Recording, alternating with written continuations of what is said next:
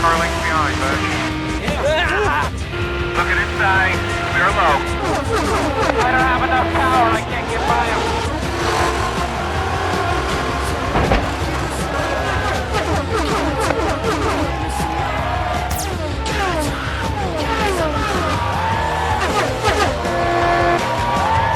Here we go! Winner's gonna be Sam Horton Jr. by 96 of a second. And he is the 2002 Indy Racing League champion.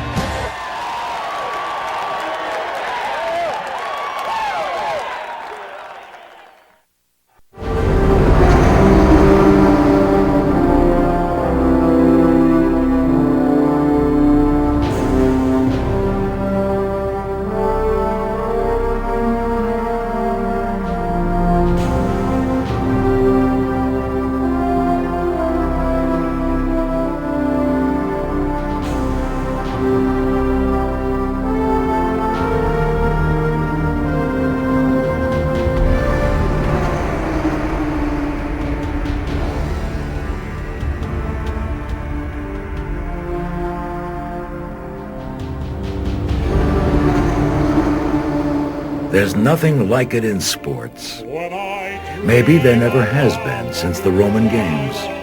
Race day at the Indianapolis 500.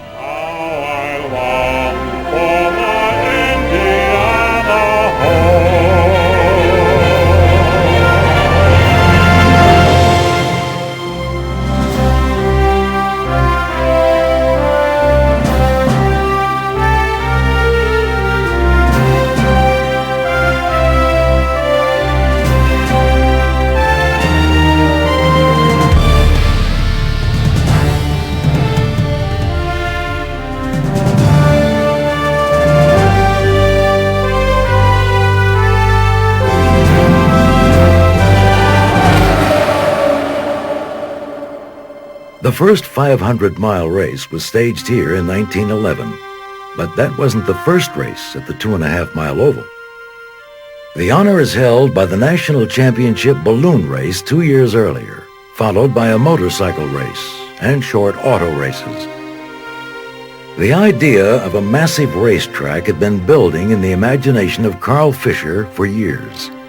Carl Fisher was a product of his optimistic times. Electricity, the telephone, the phonograph, motion pictures, all created a revolution in the speed and capability of communications, economies, and imaginations. On a parallel course, motorized contraptions of all kinds were taking us to new heights, and the heartland of the nation was in the middle of innovations.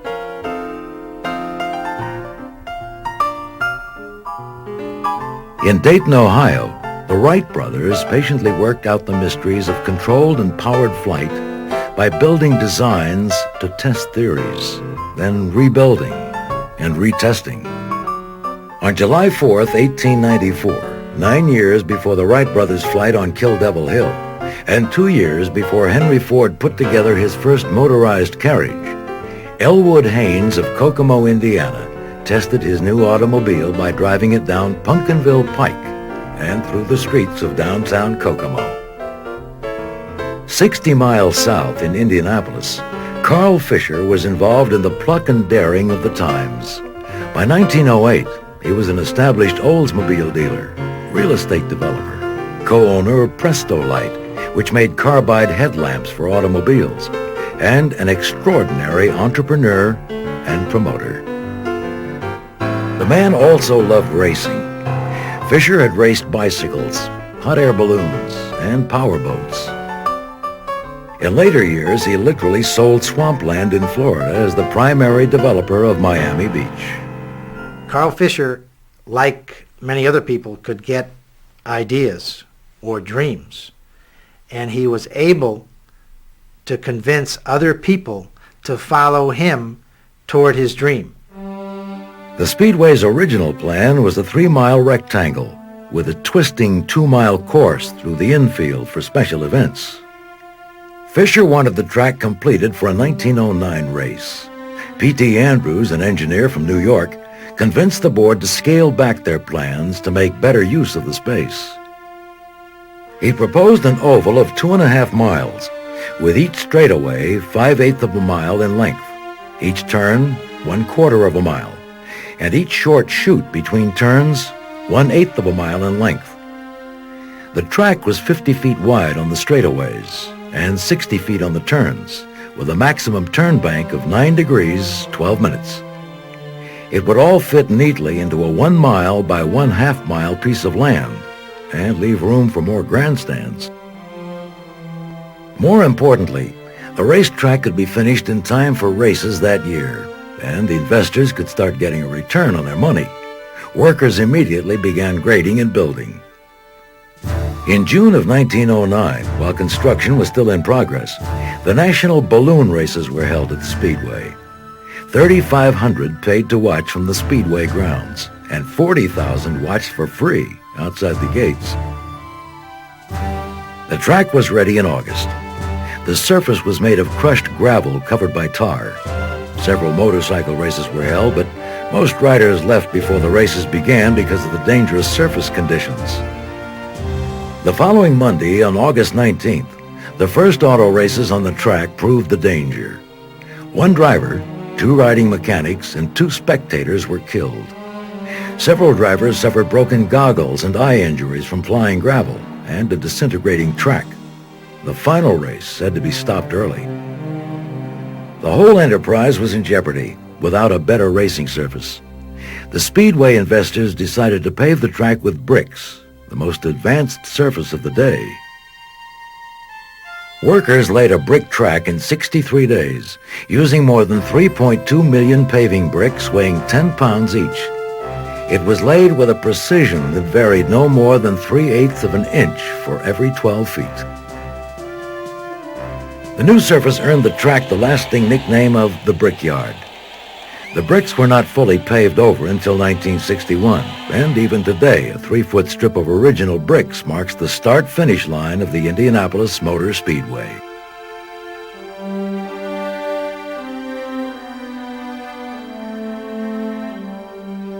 Beginning on May 27, 1910, a total of 42 automobile races were held on the new track during a 3-day period, with only 1 injury, a broken leg.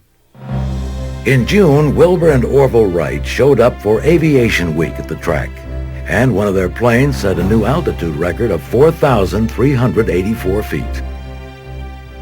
During that same week, a propeller-driven car raced an airplane for 2 laps, or 5 miles. The plane won, but only by 4 seconds. Additional races were held over July 4th and Labor Day weekends of that year, but it was too much of a good thing. The dwindling crowds convinced Fisher that the Speedway would make the most money by offering 1 spectacular race in 1911 at the impressive distance of 500 miles and with the largest purse in racing, $25,000. The racing world was awed by the enormity of the event, but some newspapers predicted blood and carnage. The track now had inside and outside retaining walls, which gave no room for mistakes. Carl Fisher was undaunted. He predicted, "We're going to have the biggest damn crowd anyone in the country has ever seen." The first Indianapolis 500 race was set, and the automotive world would never be the same. The 500 is one of the great community celebrations of American history. It's equivalent to a World's Fair, it's equivalent to a Mardi Gras, it's equivalent to any time when the community meets not just to enjoy itself, but to celebrate its values and its ideas.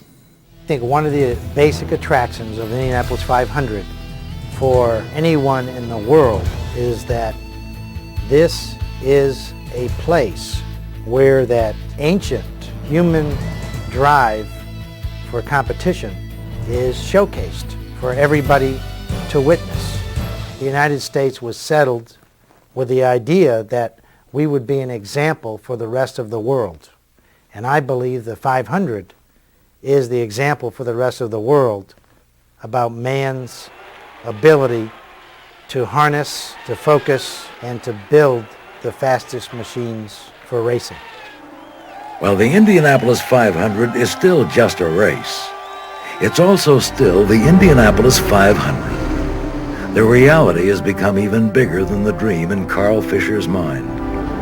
Roaring through the century, trailing sparks of glory, a genuine spectacle and cultural phenomenon. It can be appreciated by casual observers once each year, but it is loved by lifelong fans.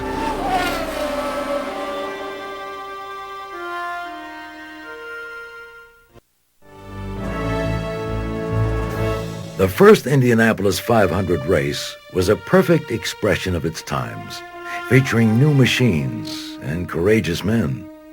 80,000 spectators came to watch the first running on May 30th, 1911.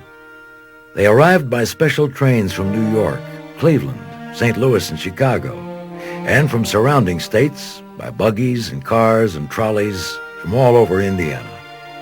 In the stands were men who had fought at Gettysburg and men who had charged up San Juan Hill with Teddy Roosevelt. Even Henry Ford was there. He took this picture. Admission was $1. In the pits were the fruits of long work by major manufacturers and race car drivers. The new race was important enough and rich enough to bring the 1910 American Automobile Association champion Ray Harroun out of racing retirement. They called him the Bedouin because of his Arabian ancestry. Harroun qualified as one of 40 starters, driving his Indianapolis-produced Marmon Wasp. But he was almost disqualified at the last minute because the Wasp was a one-seater with no riding mechanic. There was no rule at that time that said that you had to carry a riding mechanic, but just everybody did. And so during practice, Ray Harroun had this specially built Marmon with a single-seat streamlined body and no riding mechanic. That was the idea, because you could save weight by not carrying one. And there were complaints from the other teams that he was a safety hazard. And one of the roles of riding mechanics at the time was to keep the driver aware of whether somebody was coming up on one side or the other, and they would, do this kind of thing. And so they complained that he was a safety hazard out there by himself. So how he got around it was to go downtown and buy a mirror. It was an 8 by 3 inch mirror, and he put 4 rods, mounted them above the cowling, and then put the mirror on top. And it was up like this, so he could drive along and look up and see what was going on behind him, and that silenced everybody. It is believed that this was the first rear-view mirror used on an automobile of any kind. The 1911 race is believed to be the first mass rolling start race with a lead car used to pace the field. The pace car was driven that first year by Carl Fisher. Imagine the experience of driving in these early races. The cars have wooden steering wheels and no real suspension. For 500 miles, every brake vibrates right through to the driver's hands. Many cars burn as much oil as gasoline, so there's slippery goo on you, on the car, and on the track. During the race, your riding mechanic pumps oil and gasoline, watching for traffic and paying attention to the gauges. The cars are top-heavy. The mechanical brakes barely work. There are no seat belts, and on your head is a leather helmet or a cloth cap. Yet, you love it. For the glory, for the money, and yes, for the adrenaline rush of speed. Tires of the day were made of cotton cord under a thin coating of rubber. They were hard, but vulnerable to quick wear and catastrophic blowouts.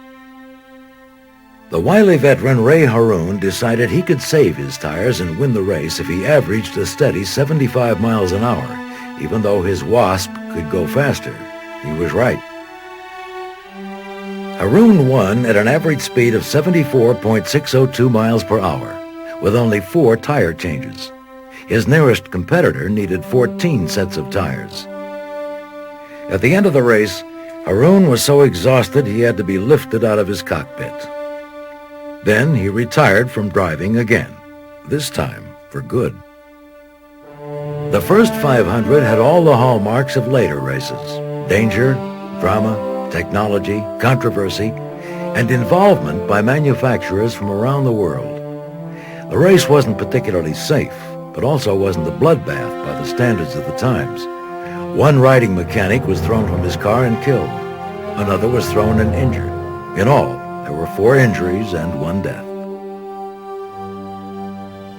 Some controversy was provided in 1911 by the idea that Ralph Mulford may have won the race, but was not credited with a lap due to the distraction caused by this rather incredible accident.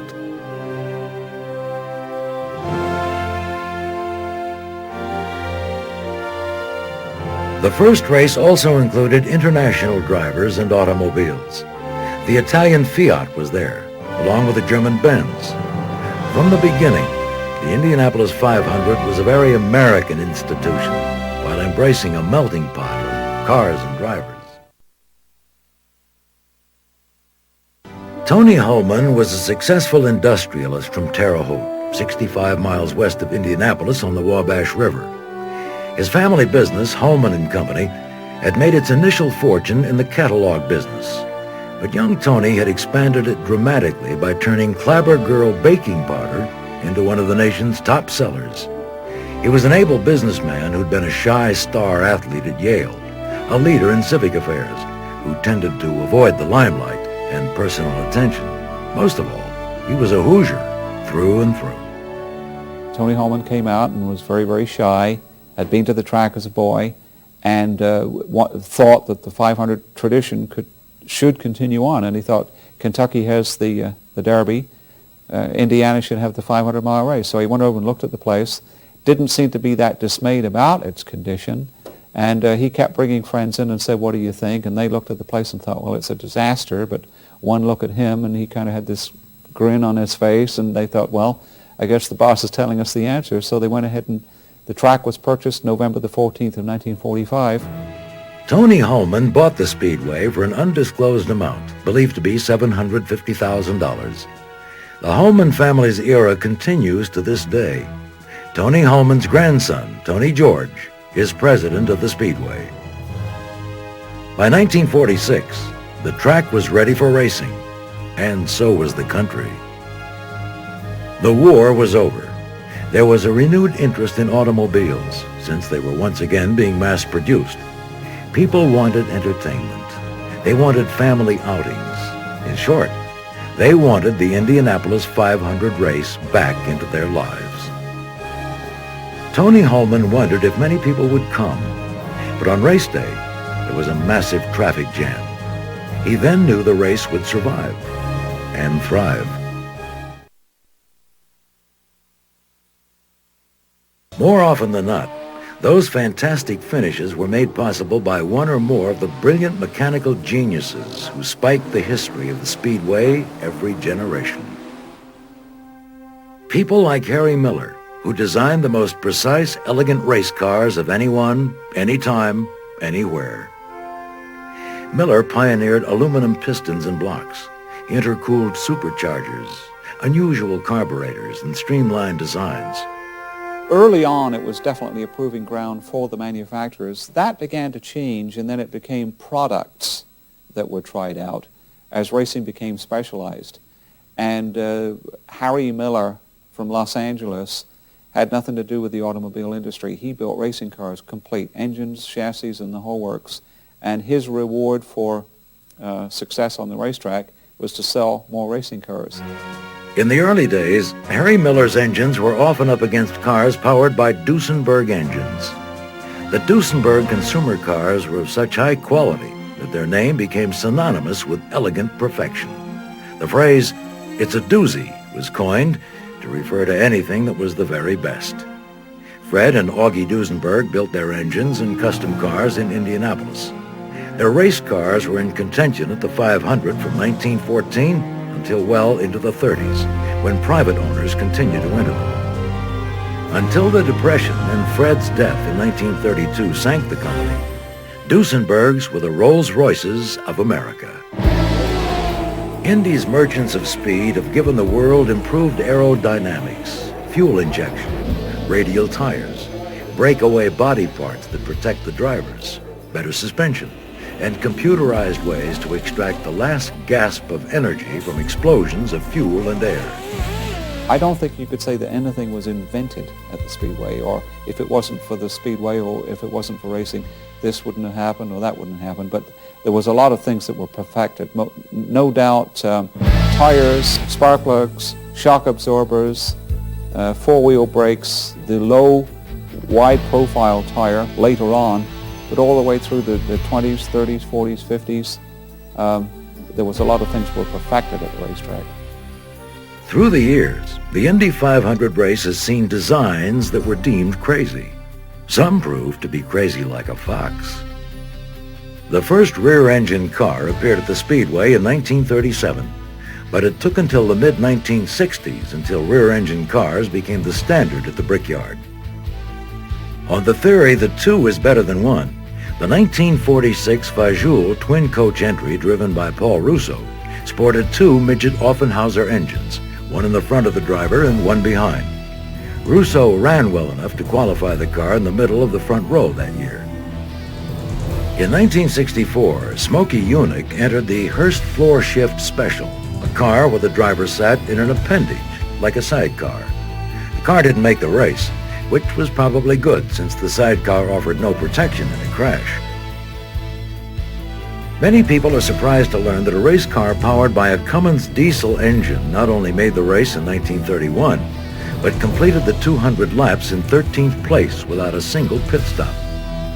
Several other Cummins diesels made the race over the years, with Freddie Agabation surprising the entire field by winning the pole in 1952. It was equipped with the first turbocharger ever seen at the Speedway.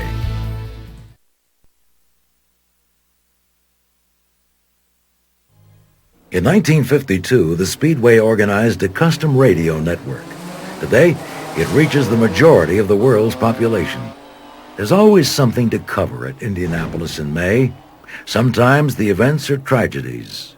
Hemingway said, "There is beauty in danger when it is deliberately sought out." In the 1964 race, Eddie Sachs lost his life in a devastating accident. Sachs, a two-time pole winner, was a favorite among fans and drivers.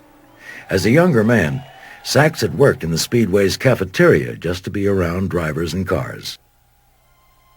When the death was reported to Sid Collins, the voice of the 500 on the International Radio Network, he gave an impromptu eulogy that could apply to many others who lost their lives here over the years. Some men try to conquer life in a number of ways. These days of our outer space attempts, some men try to conquer the universe. Race drivers are courageous men who try to conquer life and death, and they calculate their risks. And in our talking with them over the years, I think we know their inner thoughts in regard to racing. They take it as a part of living. It is God's will, I'm sure, and we must accept that. We're all speeding toward death at the rate of 60 minutes every hour. The only difference is that we don't know how to speed faster, and Eddie Sachs did. And so since death has 1,000 or more doors, Eddie Sachs exits this earth in a race car.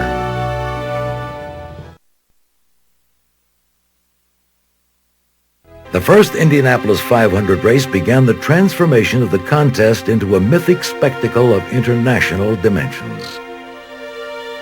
The 1912 race completed the process by providing a double purse and a sympathetic hero. The greatest drama happened at the end of the race. On the third lap, Ralph De Palma put his big Mercedes in the lead.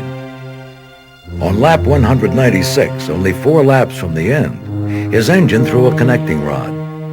De Palma had a big lead and tried to nurse his car to the finish line on 3 cylinders and no oil. But just over 1 lap from the end, the engine finally froze. De Palma and his riding mechanic, Rupert Jeffkins, jumped out and began pushing the heavy car to the pits. As they came by the grandstand, thousands stood and cheered with a roar that practically drowned out the race cars. A game, brave competitor was giving it his best right to the end. It with Shakespeare and Greek tragedy and Don Quixote, all wrapped up in the grease-smeared person of Ralph De Palma. But cheers didn't win the race. Second-place runner Joe Dawson streaked by them and took the checkered flag. De Palma came in 11th. After Dawson crossed the finish line, Ralph Mulford was running last among the surviving cars. He knew he'd get no money unless he finished all 200 laps, so he was willing to persevere through mechanical problems, taking a record 8 hours and 53 minutes to finish 10th at an average speed of 56.29. Ralph De Palma went on to win the race in 1915, but he was always remembered best for that 1912 finish. Years later, World War II correspondent and Hoosier Ernie Pyle said, "I would rather be Ralph De Palma than president. I would rather win that race than anything in the world." The 1912 race was a resounding success. New York papers were already calling it the largest sporting event in America. In 1913, the rules were changed to attract entries from Europe. It worked. 8 of the 27 cars in this race were from Europe. There were new grandstands for this race and a new Japanese-style scoring pagoda. Standing tall in the infield of the flat Indiana land, the exotic pagoda seemed to emphasize the worldwide dimensions of the contest.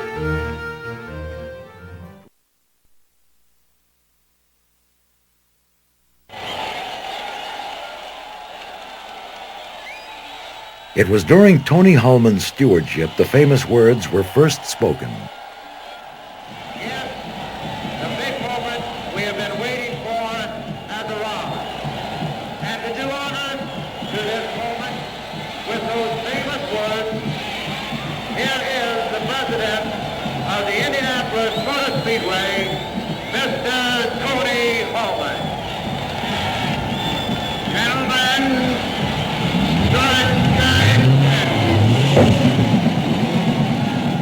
From 1946 to present, the Indianapolis 500 has steadily improved in technology, safety, top speeds, and worldwide recognition.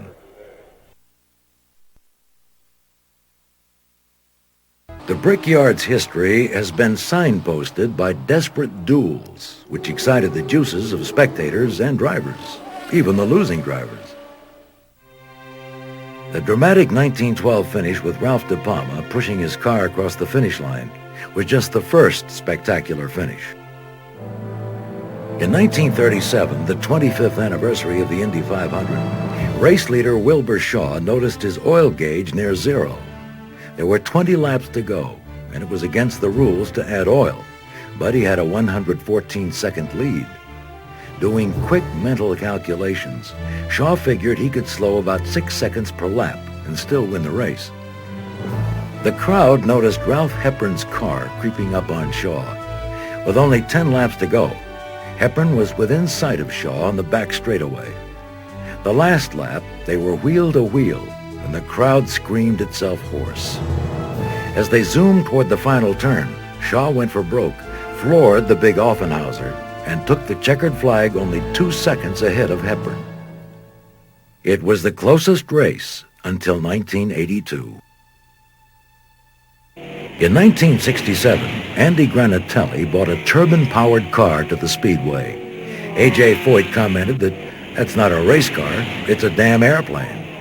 The car whined ahead of the pack like a quiet zephyr, but with 8 miles to go, it blew a $6 ball bearing, and Foyt was left to fly his car ahead to the finish. On the last turn, though, he almost crashed into the pack. I had a funny feeling. I don't know why. I was up with that group of cars, and I said, look, there's nobody close to me. I think I had a lap on the field.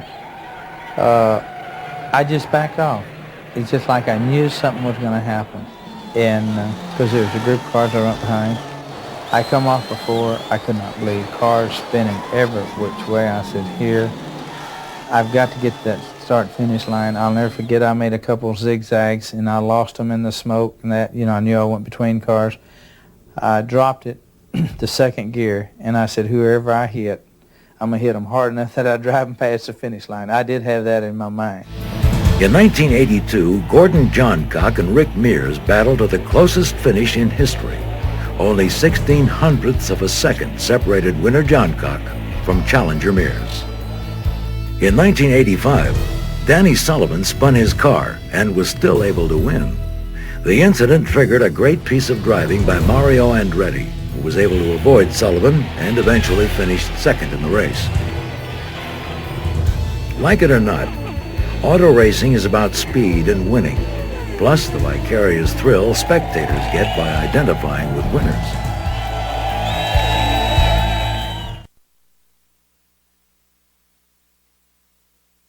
In the early decades, racing cars were inherently a dangerous endeavor. The Indianapolis 500 was no exception. In 1927, Norm Batten added to the legend of brickyard heroism when his Miller caught fire on the main straightaway. He stood on the back of the car and steered it through the pits until it was clear of bystanders, then jumped free. Safety has improved dramatically at the Indianapolis 500 since the 1911 race. Some of the innovations, like seat belts, have found their way into consumer cars. As a safety measure, rookie tests were required beginning in 1936, about the time shock-absorbing helmets appeared. Riding mechanics who were originally required for safety functions were made optional for the final time in 1937, also for reasons of safety. An infield hospital was established in the 1920s. It's still there, and many local medical professionals volunteer their time each year. A wrecking service was available on the track in the 1930s, and by the 1960s, their responsiveness was honed to short response times. Other safety features now include flame-retardant clothing, full-face helmets which are attached to the frame by straps to counter the powerful G-forces, fuel tank bladders, automatic fuel system shutoffs, onboard fire extinguishers, improved tires, suspension and aerodynamics, and X-ray examination of critical parts. But the most impressive safety checks are built into the cars themselves. They are designed to absorb a strong impact by flying apart. Because of that, some of the most spectacular crashes today are likely to be some of the safest for the drivers. Fences and barriers have also improved the safety of spectators. Even the pit stops have been made safer and now are a study in teamwork. Within 16 to 20 seconds, 4 tires are changed, the car is refueled, debris is cleaned from intake areas, and the driver is given a swig of water.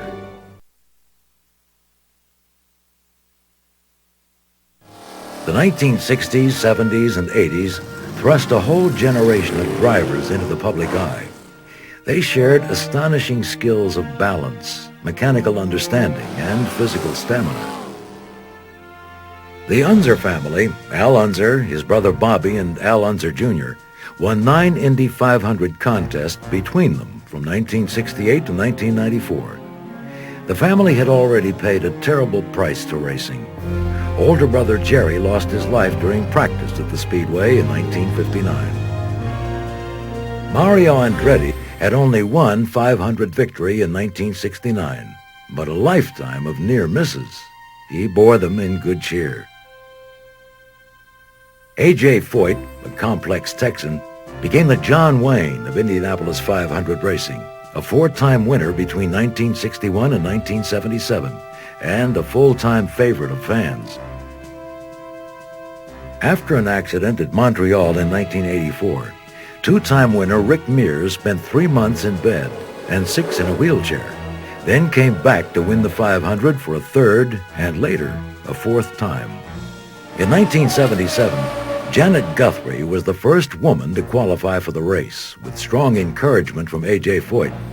She proved every bit as determined as any man who ever drove at the Brickyard. From the fan standpoint, things just got more interesting. Celebrations the night before the race became a Midwestern Mardi Gras. And the Indy 500 became ritual for whole generations of families who volunteered here during May or simply attended with Grandpa and Cousin Jimmy. The track has always been a family event. but especially it's a place where sons go with their fathers. And it often is a linkage between generations. A father who assembles automobiles or auto parts in the factory, and a son who owns one of those wonderful erector sets, which is the dominant toy of America in the middle years of the century, have something they can talk about in common. And the track, which in a sense is erector set cars being run around, is something where father and son can bond together.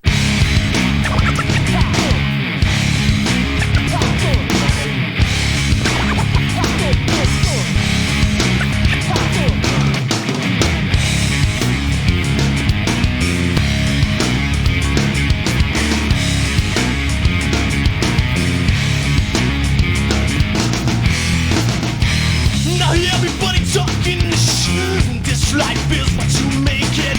No one steps up to face. The stage is right away. Not step on stage can become something else above the crowd. It's my time, it's my turn. I'm gonna bring the house down. It's not your heart, they're all the same. It's not your thoughts that push you away. You never will with your mate. It's not your world.